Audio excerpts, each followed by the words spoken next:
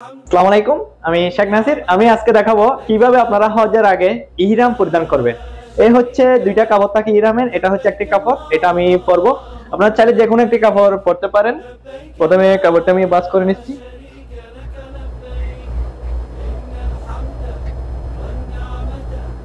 এক জায়গায় করবেন কাপড়টি, প্রথমে এইভাবে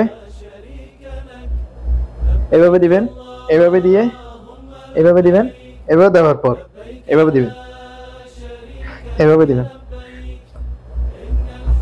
যাদের বেল থাকে এখানে বেল পরবেন। অপর একটি কাপড় আছে, এটা দিবেন। এটা প্রথমে প্রথমে এভাবে এদিকে খুঁজবেন, খোঁচার পর প্রথমে এভাবে দিবেন, এভাবে দিয়ে এভাবে। যখন যখন তাওয়াফ করবেন তখন ডান হাতের নিচ দিয়ে তুলবেন, ডান হাতে নিচ দিয়ে তুলবে, এভাবে রাখবেন। এভাবে যখন ইহরাম করবেন এভাবে করবেন। আর যখন ভিডিওটি ভালো লাগলে শেয়ার করবেন।